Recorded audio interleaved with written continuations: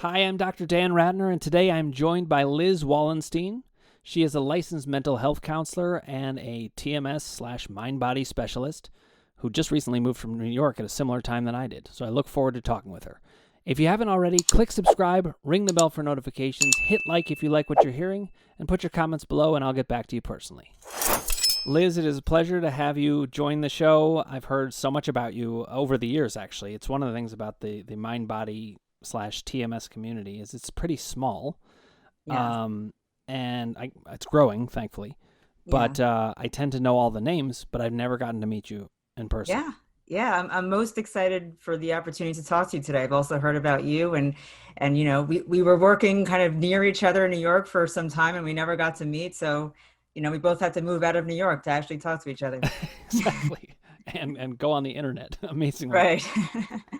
So the way that I usually start these out is we're all most of us end up in this field because we had some kind of mind body experience. It's not true for everybody, but Mm-hmm. it certainly was for me. I had 8 years of back pain, Mm-hmm. and nobody that I knew Sarno. Like nobody Really? brought it up. It Mm-hmm. wasn't. It wasn't one of those things where somebody brought it up and I was like, no, no, no. I'd never even heard of it. Wow. And I also sometimes wonder. I'm like, why didn't I just look?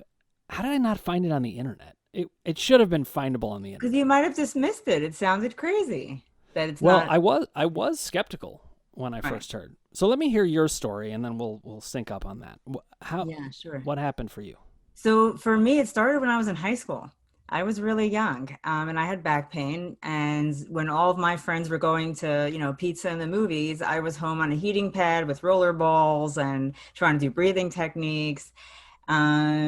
So that was really depressing. And we'd go to all these doctors, and the gift of youth in this situation was that it was actually really hard to pin to something.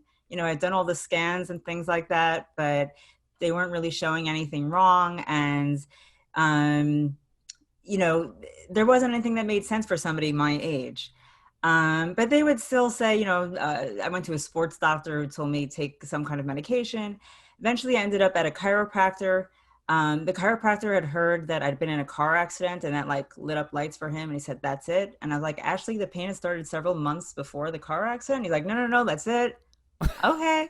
Wow. So I started seeing him weekly. And the weird thing was, when I would leave the chiropractic office and get into my car, my back pain would flare up like crazy. And immediately after. And now I understand that as I wasn't being seen and heard because I tried to tell him, no, this isn't it. And I was being ignored. And I think that that was flaring it. But also that I was getting into my car and I had just been in a car accident. So I think I had all these emotions about it. But of course, that's looking back.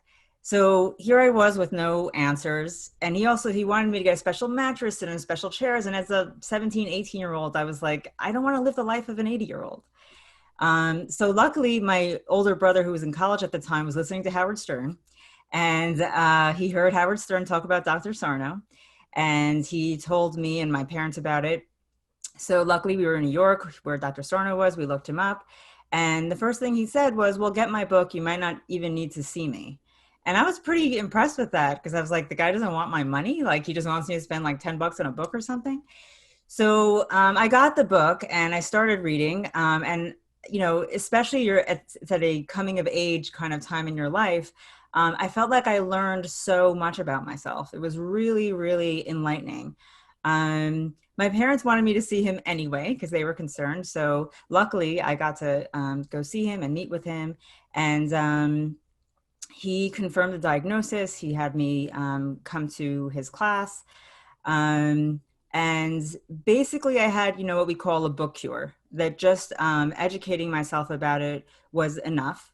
And I think, when it comes to crushing doubt, that's why I say the gift of youth, because at that age, I didn't have much doubt. Didn't think it could be anything else because I was just young. So I was like, all right, if this is what you guys tell me, then I'm open to it. And it worked. But what would happen was over the years, I had some relapses of pain, some minor, some major. And it took some time for me actually to say, you know what, let me try this whole therapist thing to see if I can, get rid of it once and for all. So I actually went to Frances Summer Anderson, And well, another thing is that I had wanted to, this was already in my mid 30s. So I had wanted to get married and start my family like early in my 20s, and it ended up being a long and bumpy road to that point. It didn't go so smoothly or so easily. So a lot of my problems and issues were kind of coming up around that. So I came to her and I said, well, there's this thing with this guy, and I'm going through all my stuff. And she stops me and she says, your mind is always going. And that was such a huge turning point for me, because in that moment I had such relief, like, oh my gosh, you're right. My mind, I am always thinking, I am always analyzing. And maybe that's an asset that I bring to my work. But it just felt like such a huge relief for somebody to see that and notice that, and kind of acknowledge that that must cause me pain. And the reason why that was such a turning point for me was it also informed my own work. In terms of, it's not always, we say a lot of times psychologically, what are you repressing? But it's not always a certain feeling or a certain event. A lot of times, the pain is a defense mechanism. And so it's like, what are the defense mechanisms that you employ that are hurting you? So that was a real turning point in my own kind of long-term recovery. I never had any major or even kind of minor episodes since then. And it professionally, it guided me a lot in terms of my work. So that was kind of it for the pain journey. Something else that I share when I say my story is just a couple of years ago, I'd actually been diagnosed with stage 4 Hodgkin's lymphoma. And thankfully I recovered and, all better now and healthy. But I felt so thankful that I had my whole mind-body experience before that point, because I was able to bring so much of that to my recovery. Because one of the things that felt so ironic to me when I had cancer was when I was diagnosed, I felt completely fine. I felt completely normal and healthy. The only way I knew I was sick was I had this bump in my neck that wouldn't go away, and through the process of checking that out. And so I said to myself, if I don't feel sick, I'm not going to make myself a sick person. If I feel healthy, I'm going to say that I am healthy. And I'm going to believe that and live my life that way. And even though, I went through the conventional treatments and everything, I just kind of kept that thinking about me of, where my head is where my body can be. And I went from stage 4 to cancer-free within 2 months. Oh, God. I mean, I had to do the 6 months of chemo because that's the protocol, but it was already cancer-free 2 months in. And I didn't even get terribly sick during the process. And that's really what I credit to, is that I use my mind-body thinking for that as well. It's amazing that you say that, because I get lots of questions about that. I'm sure you do too. Yes. We get questions about the cause of cancer as Yes. well, but what you're highlighting that I think is so important, and I've thought this myself, is that I do think that so many people who are actually feeling fine are then diagnosed with cancer, and of course it does need to be taken care of medically. Right. But the fact that you could recognize, wait a minute, I was not feeling sick, I don't need to start acting that way. Exactly. It's just a gigantic way that I would say that I give our field a lot of credit for, that we square things up and we think, does it make logical sense to suddenly shift our way of thinking so much when we've got all this reality that we know about? Right. But Yes. I applaud you for having the courage to stick to what you knew and what you knew to be true. And I don't doubt that played a massive role. Mm-hmm.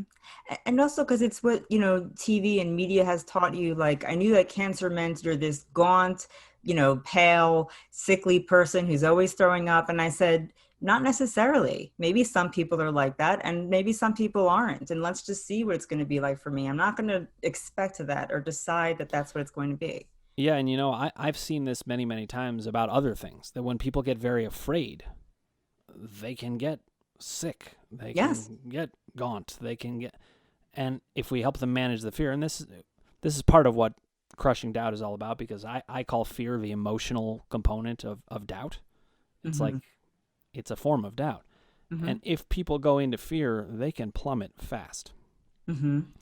And I really think that's what happens with a lot of the onset of symptoms, because we don't know what they are, and it is scary. Mm-hmm. And then people can just plummet. But I imagine with cancer, that's like got to be 100 times that, just whew, because of Right. the way it's talked about. Right. Exactly.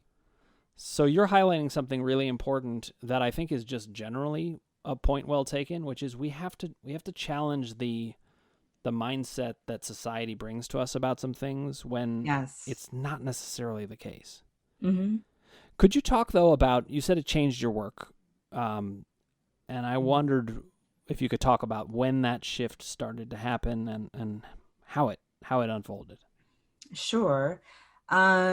Well, originally, I think what shaped my work was, I was a therapist and I knew about TMS, but I wasn't sure, can I call myself a TMS therapist?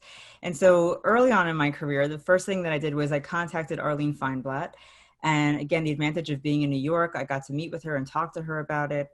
And she said to me, I do this because I hate pain. And so I asked myself, why do I do this?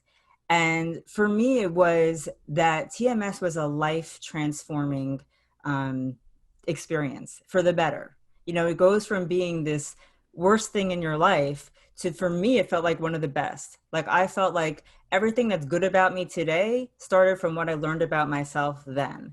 And I wanted to help other people have that experience. So I think that TMS is a calling that you're not living your whole truth. A lot of times I say, we hurt because we're hurting. Like our body hurts because something inside deeper is hurting. And a lot of times I approach my clients that way in terms of, okay, so I know you're in pain, but now let's see what pains you. Um, and then, so in that, so those are the things that a lot of times kind of guide my work. Um, and then that thing, that happened with my TMS therapist, Dr. Anderson, was just realizing that the ways that we cope, aspects of our personality, can be causing us pain. That it's not always just this event or this feeling, it's how we function. Might have been helping for a while, but now it's stopping to help and it's actually hurting us. And by helping to bring that to light, that can cause and create a lot of healing. Such great points, and I just want to highlight them because I'm thinking about the viewing audience and how they're taking this in, and I'm thinking that recognizing the personality aspects that are part of this, it was huge for me, and I know it's huge for lots of people. When I first read Sarno, one of the things that jumped out at me was the whole goodist thing. Yeah. And I was like, oh my God. I mean, I didn't know the term goodist because he made it up, but I knew that I was always trying to do good, but I didn't know there was like a whole category of people that was trying to do good that also was suffering pain, and that there was a lot of overlap, and seeing myself in it was a big deal. So starting to recognize the personality aspects of things, I know was big for you. And you actually said something earlier that I thought was really important to highlight, which is when that therapist said to you, you can't stop thinking, and you recognized yourself and you felt recognized. Yes. It's such a big part of what leads to the change is to recognize the kind of personality aspect. Now I want to say one other thing here, throwing a lot at you here, but Yeah. as I was hearing it, I can't stop either. I'm thinking a lot. The whole idea that your TMS experience was one of the best things that happened to you is totally in line with me as well, even though it was 8 years of misery. You wouldn't think that, but what it did is it taught me much more about me than anything else did. I'm not expecting people in pain to feel grateful for this, by the way. This is more after. Right. Yes. I just want to be clear about that. But Yes. after, I found that one of the ways that I think about it now is with my 3 columns. There's the emotions column, which is very in line with how Sarno talked about it. And there's the doubt column, which we've already touched on about, you didn't have much doubt because of the teenage thing. That was a blessing in disguise. But then there's the power column, and that is the part where we start to connect to our purpose and feeling like we understand ourselves and we're kind of rooted in our own journey. And that's what I'm hearing happen for Yes. you. Yeah, because what happened for me, and I see with a lot of my clients, is I call it like when you're on the cusp of greatness, when like you're really at the edge of coming into your own, or really owning something about yourself that you love, but maybe wasn't affirmed by others around you. A lot of times that's when it hits. I mean, I had a massive relapse when I started to see people to do this, to do TMS therapy, because I was like, who are you kidding? Don't, and that was actually the time that I went to Dr. Anderson and had that breakthrough. But I really think when, people are about to really show up in their lives and in their world, that's when it can come roaring in. Could not agree more. And I wish I had understood that too. I was about to take off, and then I was like, you know what? I'll just go into a holding pattern for 8 years. That's really quite literally what happened. There you go. And I think it was only in retrospect that I understood, oh, now I can take off. And I for the first time, I really would say I fully made sense to me. I don't know if that hits you in the same way. Like because yours happened when you were a teenager. So not many people know themselves as well as you probably ended up Right. Yes. feeling like you did there. Yeah. I always felt like I knew myself pretty well. I had already had years of therapy. I grew up in a family of therapists. So I felt like I knew myself well. I knew the facts, but I didn't know what was inside as much. It's my body that taught me that. It was like, no, pay attention. Wow. I like that. Yeah. It's pretty wild. So now I want to ask you, I get lots of questions about this, and I think about this too. I try to think about where we are in the field. When I discovered Sarno, it was 2011. So 10 years ago, I feel like we were in a pretty different place than we are now. I know there's a lot that still needs to change. But one of the ways that I've summed it up for people is, in my estimation, is that I don't feel like we're past the tipping point where this is just known and everybody talks about it. Absolutely not. Your average person has never heard of this. Who never heard of it? Your average person has never heard of it. Okay. But I will say, I think that your average person is more open to it anyway than they were. Okay. Yeah, I would agree with that. Okay, I wanted to see because I wanted to get your sense of the state of the field. Go ahead. Well, okay, I'll tell you the truth. Where we differ a little bit is that to me, it doesn't feel so fringe anymore. And I'm open to thinking that might be because I'm so immersed in it that it's hard for me to know what the average person is thinking. But I feel like it's not so alternative anymore. I agree with you about that. I don't want to overstate it the other direction. I actually think we are past the point of this being fringe, which is good, obviously. Yeah, absolutely. But I do have to remind myself that a lot of times people haven't heard about it. But I will tell you, every time I talk to people, most of the time I talk to people about this, they're not only open about it, they're interested, or they've heard something about it. So I agree with you. I don't think we're in a fringe state in the way that I think we were back then. And I realized that that's part of the reason that I suffered for as long as I did, is that this was a fringe experience. Even Sarno was just kind of cast out to the fringe of society a lot of the time. Yeah. And you probably watched All the Rage, right? Yeah, of course. Okay, so you see in All the Rage his understandable frustration with this. He worked for decades, and he was right. Yes. They wouldn't listen to him. Right. They put him in the basement, and yeah. So he's a great hero of mine for many reasons, but one of them is that he fought through that, and I'm glad that you're finding something similar to me, that it's actually pretty easy to talk about now.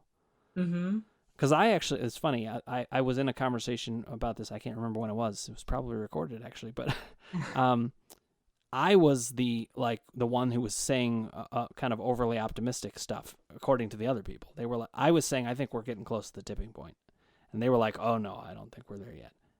I really do feel that way. I do. Yeah, I do. What do you think it would take to get us to that tipping point? Or are we there?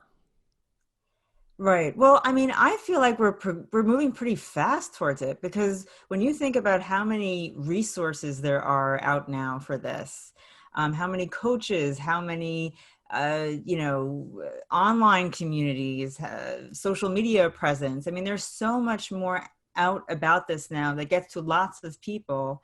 Um, I don't know. To me, it just feels like a matter of time, matter of education. I also feel like we're going through a mental health crisis right now, and Yep. that's also going to have people seeking out more solutions to their problems. And I'm just hoping that it'll call more attention to it that way. Yeah, I mean, this is my personal take. I tend to be very optimistic in general, so That's take a it with a good grain of salt. But good trait. I think that I really think it's only a matter of time when you're dealing with the truth. Right. It only takes so much time, you know. Go ahead. Right. Well, something also I've been thinking about, Sarno was very big on that these things show up in trends. That he started out with back pain because that's what was really common then. But then when computers became big, he saw a lot of carpal tunnel syndrome. And, like whatever is relevant, that's where it shows up. And one of my theories, and I don't think I'm alone in this theory, but um, is mental health. And I know like Dr. Schubiner had written a book like Unlearn Your Depression or Anxiety or Yep. so Yep. I didn't read the book, but I imagine it's the same idea that we're not going to even necessarily need the physical symptoms to be the cover up anymore. Depression and anxiety as like this vague term can be the cover up. And one of the things that led me to think that was the way that I hear people talk about those things today reminds me of how people talk about the physical pain. Like, oh, I have a bad back, and then nobody can touch that anymore because what are you supposed to do? The person has a bad back. Yep. Well, people today, and I don't want anybody to misunderstand what I'm saying, but you can say, well, that's it. I have depression. It's it's within my body. There's nothing I can do. Well, even if it's within your body, there's still some things you can do about it. But if we talk about it in this like untouchable way of this is my diagnosis and there's nothing that can be done about it, people are going to stay stuck there, just like people would stay stuck in having a bad back if they didn't, dig further. I think it's beautifully said, and I do talk about anxiety and depression as equivalents. They're Hmm. symptom equivalents. Absolutely. But you're highlighting something really important, which is the reason that it's going that way is that's the place it can hide. You know, Yes. once Yes. it's exposed, as Sarno talked about this, once ulcers were exposed, boom, it moved out of that area and went to the back. And, Right. maybe now it's still not moving out of the back. There's plenty of back pain to go around, unfortunately. Right. But carpal tunnel became, and it became kind of in vogue, as he would say. And it always kind of made me laugh. I was like, you think that people didn't get carpal tunnel from typewriters, but they did from computers. There's all of these illogical inconsistencies that we accept, similar to the chiropractor that you worked with saying this came from a car accident. You said the car accident happened after. Right. And you were so unheard, he didn't even hear that. It was Right. like he had already decided. Right. And I think we live in a society that's kind of had decided about certain things, but um, to the credit of society in general, and certainly our field, we're pushing to get past that, to say, wait a minute, this is actually not making sense. And I think it is very important that we highlight what you did about anxiety and depression, because otherwise it can hide there. Now, I Hmm. don't know if this is taking it too far in your mind. I don't love the term mental illness. Um, Hmm. and part of the reason I don't love it is the same thing you're talking about. I'm not saying that there aren't, deep level mental conditions that need to be treated psychiatrically. I'm not weighing in on like the whole concept of mental health, Hmm. but I do think if it's used to describe a stuckness, like you were saying, Hmm. then we're in trouble. So I don't tend to gravitate towards that. So I happen to be very anti-terminology. I don't even like using the words depression and anxiety. I like to get more specific with how Well, that person is experiencing it. that's great. But even with TMS stuff, especially now that people are so educated with like other podcasts that are out and they use all these terms with me, I'm like, Just say what you mean. Don't use the term, because once you give things a term, you give it life. You give it this big bad thing that's outside of you, untouchable. If you just use your plain words language to describe whatever your experience of it is, then you got something you can work with. Yeah, I So, totally agree. It's like I'd rather talk to somebody about knee pain than complex regional pain disorder. Like, because that label takes us in a direction. It's interesting. I don't think I've ever talked to somebody in this field that agrees with me more on this particular topic. I hate labels, and I right. hate it because of what it does. Right. Yeah. But even a term like with, if they, I'm just choosing one I hear a lot, like symptom imperative. And I'm like, that's too clinical to me. That's too out there. Like, what are you really saying? I'm afraid I'll never be rid of this. I'm afraid I'm going to get something else. I'm afraid I'm never going to be better. Like, what do I you love that. really mean when you use that terminology? I love that. You're right, because even in the TMS world or the mind body world, we can get stuck on terms. And Yeah. actually, I mean, I know I use the 3-column system, but I don't want people to just start running around being like, now I've got this column that is the new term that I hold on to. Right. The whole idea was to describe it in very, very plain terms, Mm-hmm. very logical, very organized. It's just like, that's why I use the term doubt. I mean, that's not a clinical term. That's just, Mm-hmm. I'm just calling it what it is. You don't Right. know, you don't have certainty. Right. Um, so this is great to connect on this, and it Yeah. was making me think about. So Sarno talks about the importance of accepting the diagnosis, and I do think that is important. But I don't think of it. I don't even think of it in terms of diagnosis. I think of it in terms of conceptualization. To me, there's a big difference. Mm. Diagnosis is the label aspect. Mm-hmm. Could even be a helpful label to a point, Mm-hmm. but then it can go over into not helpful. Whereas if we just think in terms of conceptualization, we're just asking what's actually happening. You know, and Right. that sounds in line with what you're saying. Yeah, being curious. And and you're reminding me also that something else I'm really big on when it comes to healing from this is, self-agency, coming into your own. Because I feel like we're talking about people pleasers, we're talking about goodies. These are people who probably from childhood have become so accustomed to looking at people and saying, well, what is it that you want from me? Instead of just being who they genuinely are. And that's a lot of what's hurting them. And then I feel that come into the work, that they come to me and say, well, should I be doing this? Should I be journaling? Should I be meditating? Should I, and I'll say to them, well, what do you want to do? What feels like it would be helpful to you? What has been helpful so far? What hasn't been helpful so far? And even if somebody tells me, I'm journaling an hour a day and it's not helping, I'll say, well, maybe stop then if it's not helping. And to me, and they act like I just said the most horrible thing in the world. How can you stop journaling? And I said, well, if it's not helping you, then maybe Doesn't work that's for not the thing that's everybody. going to help you. Right. But the whole idea of stop making everybody else the expert on your life. And, I help my clients to get in touch with what I call their sixth sense. What does your gut tell you? What does your intuition tell you? And to bring that to their recovery. Like, as you make me the boss of you, it's going to be harder to get better. But if we work together to claim your own power, Mm. then I think we got something here. Yeah, you're definitely speaking my language. I mean, we have very similar ways of thinking about it. We may talk about it in different ways, but really we're describing very similar things. Mm-hmm. And what I say to people with my column system is I'm like, that's just a framework.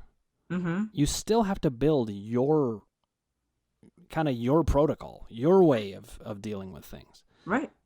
And because it can't all work the same for everybody.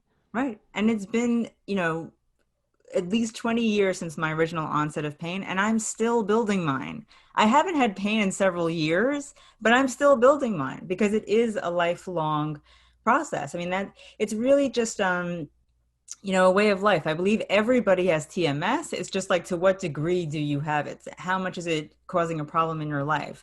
But, we always have feelings that show up in the body, and we always have to deal with new feelings in the way that we develop over the years. And it doesn't go away. But what we hope, and I think it's what you talk about, is, take away the fear from it.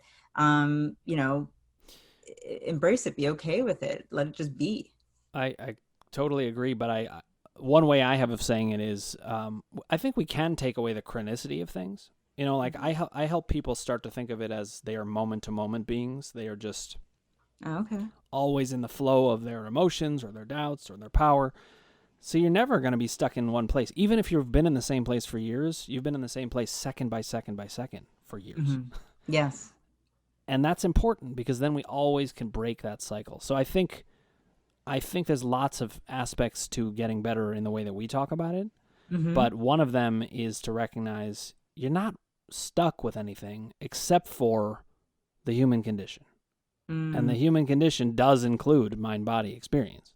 It's, in fact, I would say, dominated by it in a lot of ways. But let me say this, and I want to bring you back on if you're open to it, Liz, because Sure. I feel like we have lots and lots to talk about. Yes.